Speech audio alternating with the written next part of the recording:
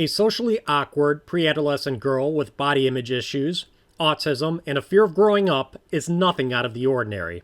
I mean, I was, all things considered, a pretty normal girl. But it's a dangerous combination these days that made Chloe Cole an irresistible target for the gender transitioning industry.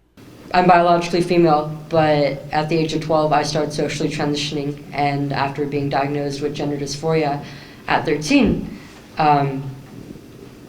just about 6 months after, I was put on puberty blockers and testosterone. And after my sophomore year, at the age of 15, I went on to get a double mastectomy. And I eventually detransitioned at the age of 16. A local watchdog group called Parents on Patrol brought Chloe and others to Waukesha County in January to warn parents about how their kids might be targeted for transitioning. Chloe described how she was railroaded into transitioning and how her parents were sidelined during the process.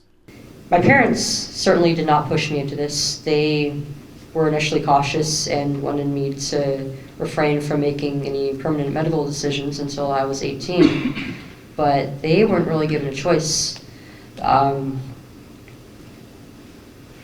They decided to take me to a doctor, a therapist, to figure out where these feelings were coming from, what it was that made me want to be a boy. And instead, they were given the impression that transition was the only means of treating my distress around my biological sex, and that there's less than a 1% regret rate, and were I not allowed to transition, then I would be at risk of committing suicide. Long story short, she was even more miserable than before, and her doctors couldn't have cared less. I went cold turkey off of hormones because I didn't really have any guidance from any of my healthcare providers. Her so-called friends shunned her. The very idea that transition could be wrong for anyone was offensive to them, and they couldn't take it. They certainly didn't like that my opinions around it were changing, and they cut ties with me. They also tried to shame her, but that did not work. Despite being told that by other people within the trans community that I was just an outlier, that I should have known exactly what I was doing, that I was stupid for doing it, and that I was harming the community just by speaking out about my experiences.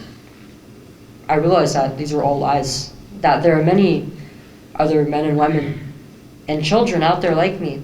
So now Chloe travels the country with Partners for Ethical Care, talking to parents about how to protect their children and encouraging lawmakers to pass laws to help them. The activism, I'm really enjoying it. Like, it does get a little bit stressful at times, but it's not anything I couldn't handle, and I'm just happy that I get the opportunity to do what I'm doing. For the McIver Institute, I'm Bill Osmolsky.